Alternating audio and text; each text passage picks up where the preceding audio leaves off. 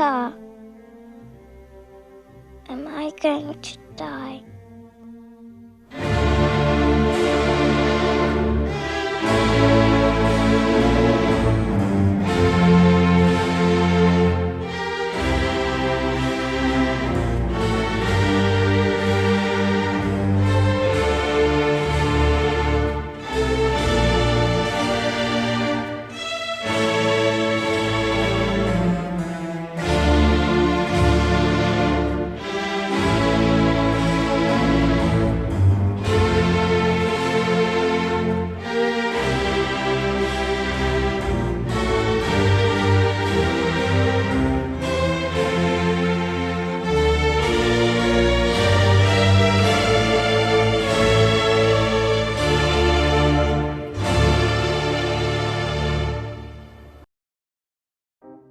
Every famous Stanley Kubrick film has some intense draw to it.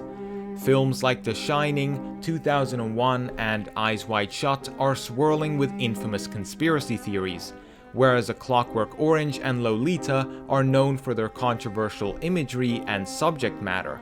Paths of Glory, Doctor Strangelove, and Full Metal Jacket all comment on the world's insane war machines and how quickly they can get out of hand. But Barry Lyndon has no such exciting hook to it. Film students may be captivated by the astounding cinematography or by my endless praise of the movie, but for regular folks like my parents, there's not much of a reason to watch a 3-hour-long period piece about a man who accomplished nothing.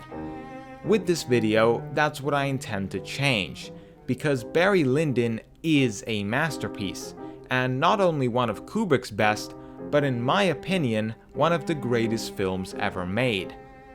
I suppose it will be best to start with the obvious, that being the cinematography. Barry Lyndon is perhaps most known for having every scene look like a painting, and rightfully so, as Kubrick uses many wide-angle shots, natural sources of light, and a revolutionary new lens from NASA in order to achieve this goal. Many scenes were directly inspired by real paintings and framed to look almost identical.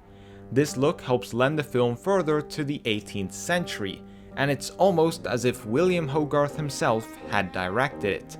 The camera is always at a slight distance and placed on a steady tripod.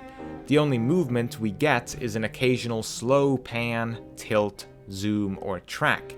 And the film only breaks this rule when a character is fighting in rage or dying of poison, which is cause enough to use a more shaky, handheld shot. This style of cinematography, coupled with editing that emphasizes long takes and inconspicuous cuts, makes Barry Lyndon feel more like a play or a book, as opposed to a Hollywood-produced film. Everything is slowed down to reflect real life, where people don't always know what to say or what to do. Equally as impressive, though not as often mentioned, are the film's mise en scène and musical score. They all fit together perfectly, crafting a stunning picture of the 18th century as we've never seen it before. Every piece of furniture, item of clothing, and prop is taken straight from history, and some costumes were even borrowed from museums. This was all thanks to Kubrick's extensive research into the time period, which was originally meant for a biopic film about Napoleon, but was refurbished to suit Barry Lyndon. The film was shot almost entirely on location, despite threats from the IRA regarding Kubrick's portrayal of British soldiers on Irish soil. Nevertheless, filming continued, and Kubrick made extensive use of natural lighting, with indoor shots relying mostly on candlelight.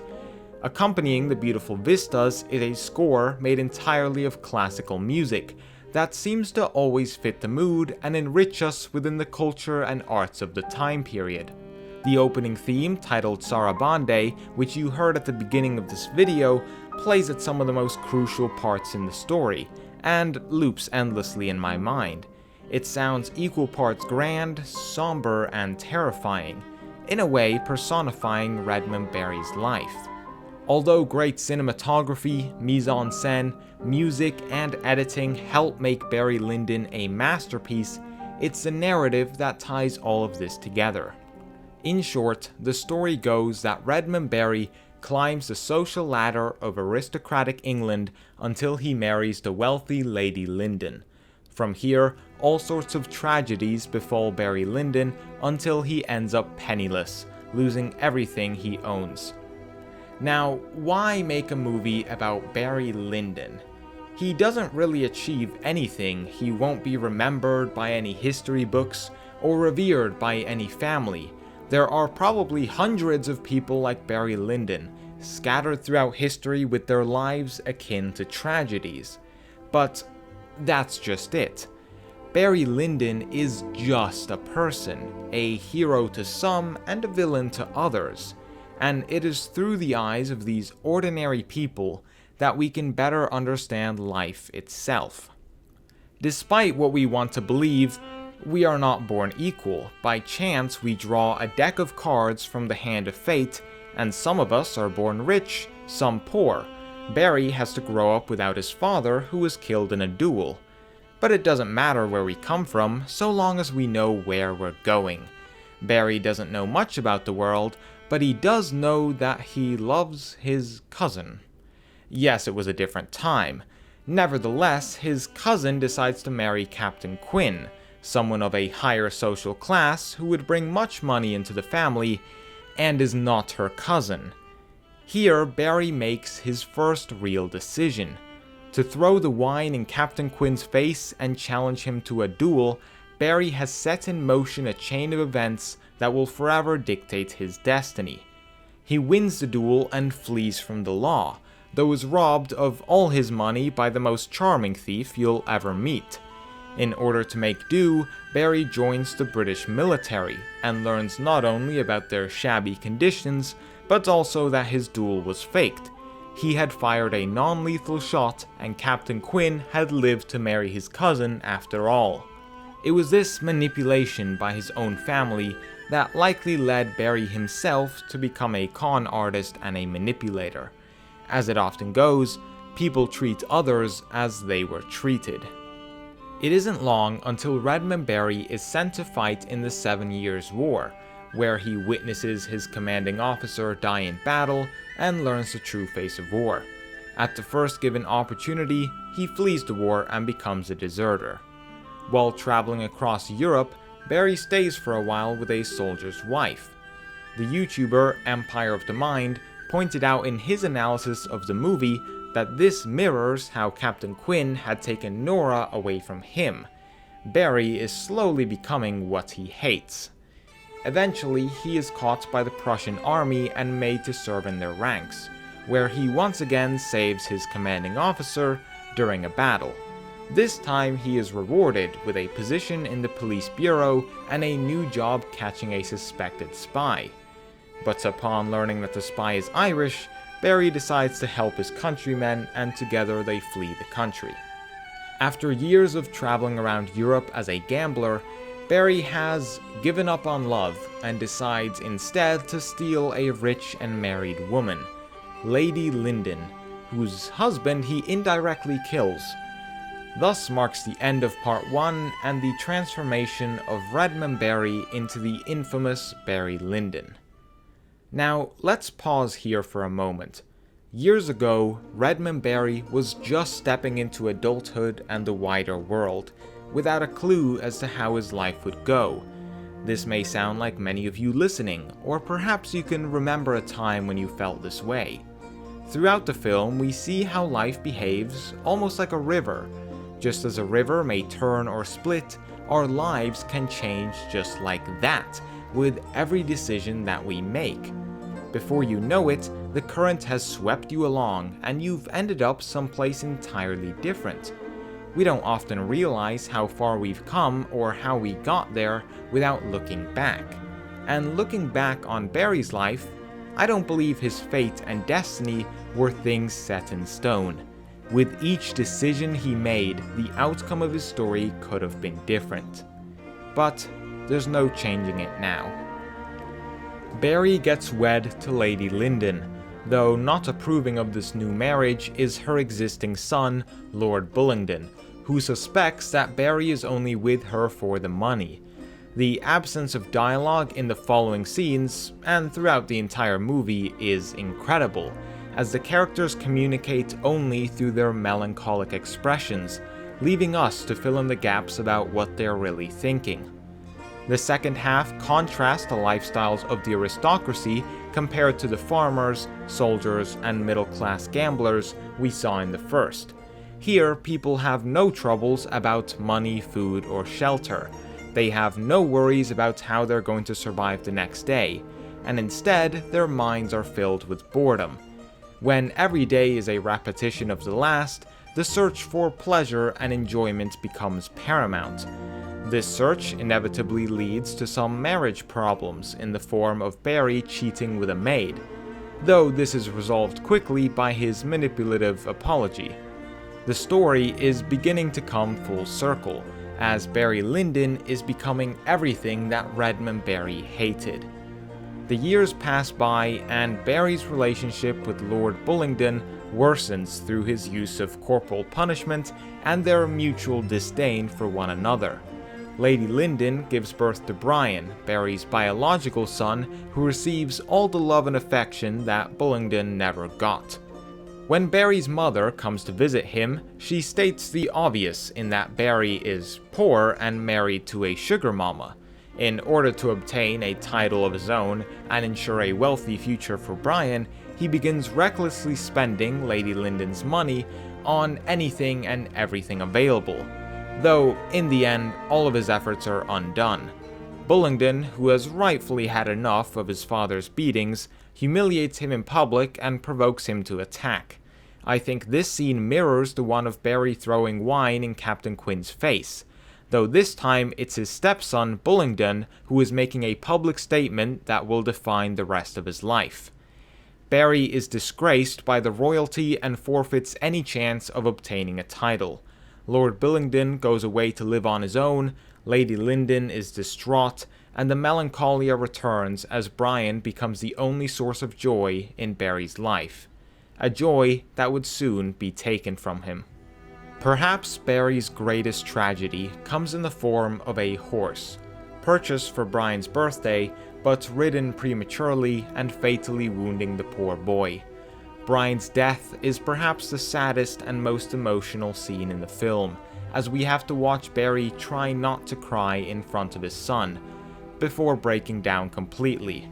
The scene immediately cuts to the funeral, where the opening theme sounds over a funeral prayer, and of course, a child's coffin takes center stage. The following days are filled with indescribable depression, as Barry drinks himself to sleep, Lady Lyndon attempts suicide, and Barry's mother takes over the estate. Upon hearing the news of his mother's near death, even Lord Bullingdon decides to return. In a scene that could be proclaimed a painting of its own, Bullingdon challenges Barry to a duel, once again mirroring how Barry challenged Captain Quinn so many years ago. The duel itself is long and suspenseful, as the pair take turns firing at one another in what appears to be a church or a barn, I'm not sure which. Bullingdon is so nervous that his entire body is quivering. He misfires a shot and vomits when being fired at. Barry, on the other hand, is calm and neutral. I love the expression that Ryan O'Neal puts on here. It's so ambiguous that you could interpret it as hatred, sadness, pity, or acceptance. Barry even fires his first shot into the ground, finally taking mercy on his stepson. But he has not returned the favor, and Bullingdon's second shot strikes his leg. At the end of his story, Redmond Barry returns to Ireland with his mother, and is rumored to once again become a gambler without his previous luck, and without his leg. Bullingdon takes over the estate with his mother in a somber and quiet mansion. The epilogue states that these persons lived and quarreled under the reign of George III, but good or bad, handsome or ugly, rich or poor, they are all equal now. Is that not the ultimate fate for us all? Death is the great equalizer, and no matter how tragic of a life we lead, death is the end for us all. The ending of Barry Lyndon is therefore left ambiguous, just as our knowledge of death. There's no clear meaning to Barry's life, no message he left behind. Life was a grand journey about trying to understand himself, the world, and the meaning of it all. He never knew what the next day would bring, but he took it one decision at a time and jumped on every opportunity he was given. He lived life his own way and by his own rules, and before he knew it, life had swept him away. Barry Lyndon didn't have the best marriage, nor the best relationship with his son, nor the best life overall. But this is the path he had chosen. So in the end, he must face the consequences of the decisions he has made. A final judgment, not in death, but in life. Barry Lyndon is one of the best films I've seen. A period piece where Stanley Kubrick makes every element click. The cinematography, editing, mise en scène, sound, and narrative all come together to paint a stunning picture of Redmond Barry's life in the 18th century. It's not a movie for everyone, but it is a masterpiece. I am the resurrection and the life, saith the Lord. He that believeth in me, though he were dead, yet shall he live. And whosoever liveth and believeth in me shall never die. I know that my Redeemer liveth, and that he shall stand at the latter day upon the earth.